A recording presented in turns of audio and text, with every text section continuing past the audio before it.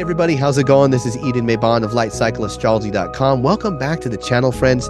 Today we are taking a look at the total solar eclipse that is taking place late Wednesday, early Thursday morning this week, depending on where you are in the world, that is also forming a square to Pluto as it is happening. So this is a really powerful eclipse that is coming through.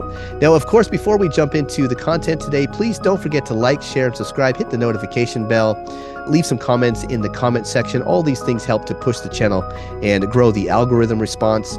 You can always go to lightcycleastrology.com if you're ever interested in getting a consultation from me. Okay, now let's dive into the eclipse that is coming through. So first of all, let's talk about what kind of eclipse this is. This is a total solar eclipse. Basically, it's a new moon, but the moon is in the exact declination in the sky where it passes exactly in front of the sun and it blocks out the light of the sun. So essentially, we're talking about a new moon, but it's a new moon that is incredibly powerful because from a standpoint of divination, it takes away the light of the sun, which what else does that but night? So this is a really powerful kind of aspect that we look at in traditional astrology and in modern astrology as well. But there are even 3 types of solar eclipses, and we are going to be seeing a total solar eclipse on Wednesday and Thursday. So this is even the most powerful kind of eclipse. The different kinds you could see are a partial eclipse, which is just when the moon blocks out, some of the light, but it doesn't totally block out the sun. An annular and a total eclipse. Those are the 2 other kinds of solar eclipses, and they're pretty much the same thing, but the difference is both cover the surface or the face of the sun and leave that annularity, that ring of illumination around the sun. But a total solar eclipse is when the moon is a little bit closer to the earth. And so what it does is it blocks out the sun more completely than just an annular eclipse where the moon is a little bit further away. And so you still see a little bit more light. It doesn't quite darken up the sun to that same degree. So essentially, this is the most powerful kind of solar eclipse that you could experience. Now, in traditional astrology, solar eclipses are read as omens that portend important changes to life direction, life story, life purpose, life ideals, and sometimes physical vitality. Well, why is that? Well, because we're talking about the moon blotting out or eclipsing the solar power, right? And it is the sun that largely represents the things that make life possible, right? The heat, the light, the warmth, the power to grow food and to animate the spirit of the body, right? So when the sun is going through a moment where essentially it's eclipsed and the light is blocked, all over the world, that was considered to be mostly a bad omen, right? So anything that is connected to life kinds of things, like your life story, what is the basic story of your life? What is the purpose that you maybe are trying to get your life to be about? Maybe what are the life ideals that you hold? And in some cases, it can be about the physical vitality, the life that dwells within your body. All of those things are what traditional astrology generally ascribes to the aspect of a solar eclipse. Okay, now let's go ahead and pull up the real-time clock and take a look at the timing of this. The timing is really, really important in this particular eclipse because it is happening so near the last degree of a sign here. I have the real-time clock set to April the 19th. At 10:37 p.m. Now, this is East Coast time. And you'll see down here is the moon at 28 degrees and 55 minutes and the sun at 29 degrees. So they're about a degree apart right now based on this time at 10:37 p.m. on April the 19th for the East Coast. Now, why did I set it to that instead of the exact same degree? Well, one of the things that came up for me as a question, because I have been up at the top of the mountain watching eclipses, and I know that they can take, 3 to 4 hours to watch. It's not a fast event. And because the sun is so close to the very last degree of Aries, I wondered, will the moon move into the sign of Taurus while the eclipse is still ongoing? The answer to that is yes, but you wouldn't maybe catch that just from looking at an animated astrology chart. Let me show you what I mean. Let's go on over to this website called timeanddate.com/eclipses here. This is really cool. This website gives you all the information you need for eclipses that are about to happen here. And you can see here's the image of where the eclipse will be visible in the world. So it's in this region. It's in Southeast Asia, where we have Malaysia, Papua New Guinea, Northern Australia, the Philippines here. So if you are born in this area, this is going to be a powerful eclipse for your birth chart. So that's one thing to take a note of. But if we come down to the timetable, you'll see that I have the website setting set to the East Coast time zone. So it's converting Universal Central Time here into East Coast time for me. And according to that, the first location to see the full eclipse begin is going to be April the 19th at 10:37 p.m. Or universally, it's going to be 2:37 on the 20th a.m. But the eclipse becomes maximum at around 12:16 a.m. East Coast time. And then the eclipse is going to be ending at right around 1:56 a.m. April the 20th East Coast time. So that told me, okay, we're looking at about a 3-hour window of this eclipse. So if we roll the clock forward from 10:37 p.m., you can see that about 3 hours after the eclipse begins, while the eclipse is still, happening, the moon moves into the sign of her exaltation. So for me, this was a big aha moment where I thought, wow, this is incredible that the eclipse is still happening while there is an ingress from the moon into the sign of Taurus. That is just mind-boggling because remember, Taurus is the sign where the moon is said to be exalted. Well, the sun is said to be exalted in the sign of Aries. So for me, right off the bat, there seems to be a theme that says that the moon is gathering up the exaltation power of the sun and is essentially taking that mantle into a place where she is lifted up and exalted herself. And what happens is a few hours later, the sun moves into Taurus itself and moves out of the sign of his exaltation. So he's not only in the last anaretic degree where he is said to be weakened. So we're talking about a sun that is exalted in the sign of Aries, but in that last degree, it's like that exalted power is definitely coming to an end.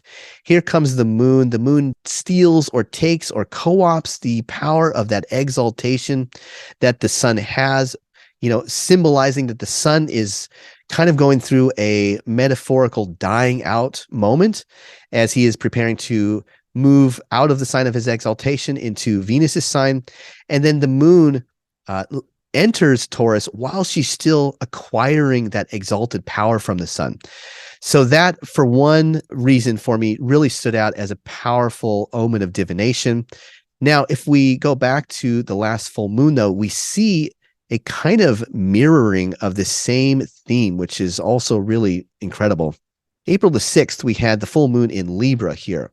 It's really April the 5th leading into the 6th, I guess you could say, depending on where you were on the planet. We had the full moon come through in the sign of Libra. Now, Libra is the temple of Venus, right? So think about the sun. The sun is down here in Mars's sign. Mars is in fall in Cancer. So Mars is hosting the sun while the sun is giving his exalted effulgence over to the culmination of the moon's cycle. So the moon is absorbing all of that light and is embodying that full effulgence that is essentially a solar effulgence that is running through the archetype of Mars. So the Mars is handing over effulgence to the moon, and the moon is filtering through Venus. So we have this transference of Mars to Venus on the full moon. Now, as we go forward to the 11th, we have the conjunction between Jupiter and the sun. And again, this big reset, this big Cazimi and synodic reset of Jupiter when the sun and Jupiter come together, also in the sign of Mars, also being hosted by a Mars that has fallen in Cancer. There is a moment where Jupiter goes through a metaphorical death and rebirth, right? And so the sun again is transferring Mars-like energy to another planet. And then as, of course, we come to the time of the eclipse, this coming late Wednesday or early Thursday this week, what happens? But again, we have the moon coming into Mars's sign, taking that mantle from the sun, that Mars archetypal effulgence, and then bringing it into a Venus ruled sign. So again, we have this theme of the sun transferring. And in two of the cases over the last couple of weeks, the sun has specifically transferred from Mars to Venus. So what does that tell you right off the bat? Well, let's get into some of the archetypal meanings now that I've laid out sort of my case for this. Is you can see that there are a couple of things that this could really be speaking towards.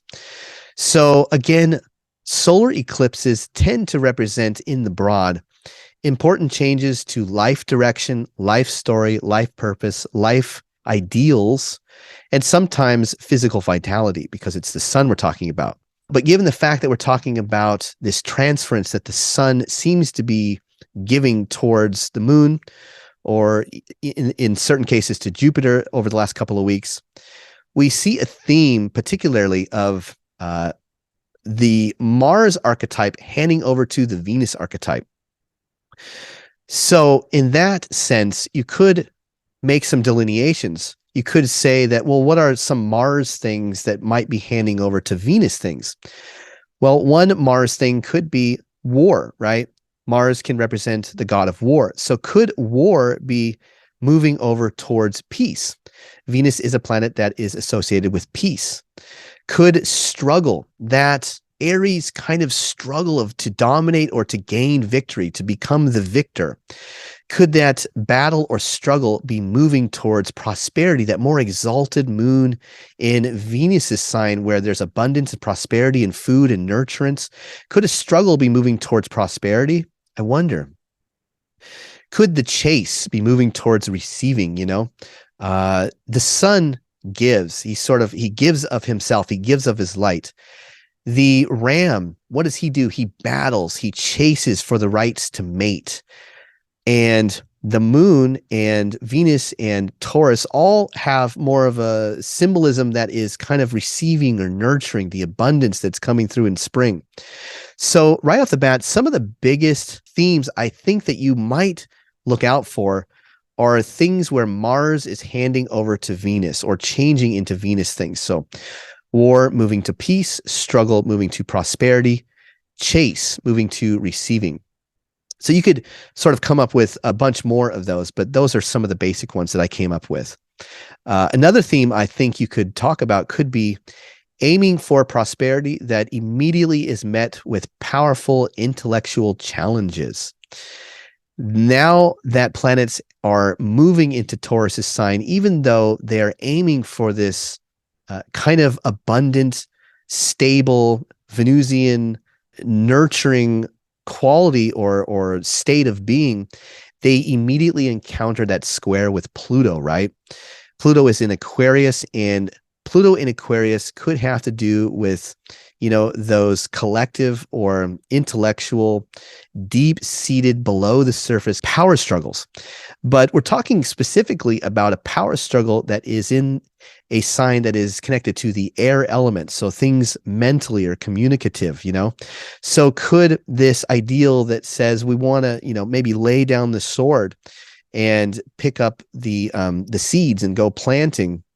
Well, we have those good intentions, but it's like immediately upon trying to realize or manifest those intentions, it's like we're met with some kind of deep, powerful, underworldly, maybe rebellious kind of intellectual challenge or collective challenge that is, in the case of like communication or technology or science or something writ large in the society. Could the society hold certain factions that are disenfranchised, that sort of somehow resist that change from war to peace?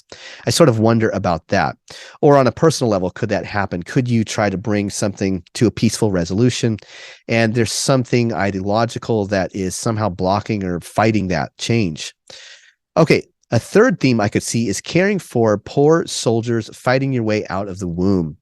We have to remember that The sun is still struggling here. He is essentially going through a dying process as the moon is eclipsing him. So there is a part of this eclipse energy that is circumambulating a theme that is like a fallen Mars kind of solar energy or solar theme.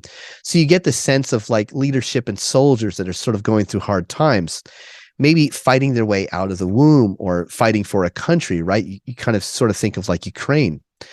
So that's another theme that could possibly be represented by this eclipse. Now, we also could have sacrifice that impregnates a future change that gives a chance towards stability, peace, abundance, kind of those Venusian things again. Is the sun sacrificing something? Is his death kind of a sacrifice that he's going to hand over the mantle of exaltation power to the moon, right? Is he going to hand over that power as a gesture of trying to ensure the future through self-sacrifice? I also wonder about that. So could we give something up right now for the future, in order to ensure prosperity or abundance or peace or stability? Is there something that we're going to have to sacrifice, some big part of our lives or some change in our lives that we're going to willingly sort of kind of sacrifice for the stability of the future, for the peace of the future, for abundance, for those around us, maybe our family, to have better things? I think that is also a possibility here. And we have to take a look at what comes ahead. So, for instance, over the next couple of weeks, if I pull up the real-time clock here again, what is happening about a month ahead is that both Mars and Jupiter are going to be changing signs. So Jupiter changes into Taurus May the 17th, Mars a couple days later by May the 21st. And why this is important is because, first of all, this is about one lunation cycle. So we've gone about a month ahead of the eclipse, and a month ahead in time, we see that Mars begins to oppose Pluto, and Mars will also square Jupiter. So one theme that I think that is important to keep in mind here is that we may have these good intentions to sacrifice something or to lay down the sword and move towards prosperity. There might be those initial battles that we have to confront with things that are disenfranchised. But one thing is that we have to be vigilant because of the upcoming square and opposition that Mars will encounter as Mars changes signs and Jupiter changes signs. So this is not to say that the attempts at peace or the attempts at security or bringing things to a better resolution will succeed. I hate to say that, but things may not succeed that we try right now because of this future omen where things are going to have to go through that square in opposition to Pluto as time moves on. So that's one thing to keep in mind is, I'm not saying like don't try, but I'm saying this is a good time to remember that the fight might seem like it's temporarily becoming alleviated. I don't think that is the case. I think that temporarily it's like there may be like a ceasefire and we get some reprieve, but I think it's important to remember that we're going to have to keep putting in quite a bit of effort, at least past a month from now. And another thing that is also taking place, of course, is that we have Mercury stationing retrograde about a day and a half after the eclipse. So things will be shifting and changing almost immediately. So I want to leave you with a story that I came up with where I sort of make a story out of the movements of the planets in the sky.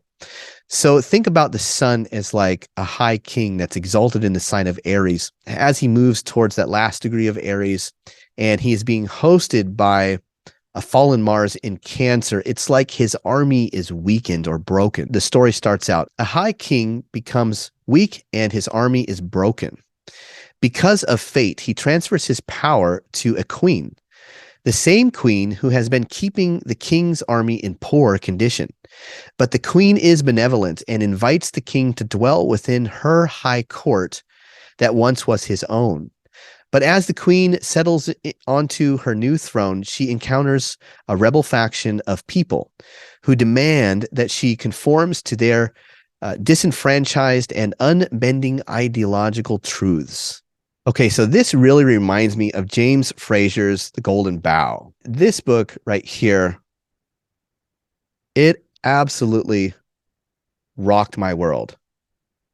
I cannot recommend this book enough. If you're somebody that likes history and culture, this book really is all about some of the traditions or cultural rituals that a lot of people all over the world used to have. And James Fraser went out to catalog these different traditions or cultural rituals that were happening in mostly rural places. And basically, what he gets at is that if you combine all of these things that people were doing, there is one overarching theme that a lot of people used to believe in, and the theme was this: that in order for life to continue and be abundant, sacrifice was absolutely necessary. And the greater the sacrifice, or the more powerful of thing that you sacrificed, the more powerful the magic. So there were a lot of societies that actually would sacrifice their king. It's actually quite grotesque the ways in which they would do it, but there are some real themes with this particular solar eclipse that sort of match James Fraser's exploration of some of the cultural rituals that societies had in the past, where they would sacrifice a king to ensure the future. So I'm going to leave you with maybe a little ritual idea that you might try if you're interested in bringing in some of the energy of the eclipse and working with that energy in a positive way. I think that given the fact that we're talking about the eclipse taking place in the beginning in a fire sign, this could be a good time where there might be something that you need to sacrifice, or that would be a good thing to sacrifice to ensure the future.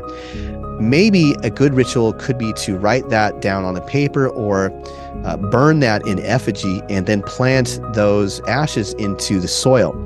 Since we are seeing a transference from Aries into Taurus, from fire to earth, it makes me wonder if this isn't a good time to maybe do a ritual where we burn something and then put it into the earth as a symbolic gesture of working with the eclipse energy.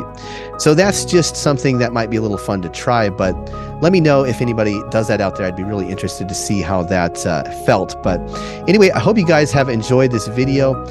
We are going to go further into the eclipse, probably taking this through the 12 rising signs on Wednesday, or hitting it from another angle as the week goes on. But I appreciate you guys watching. Take care, and I hope you have a great week, and I'll see you soon. Bye for now.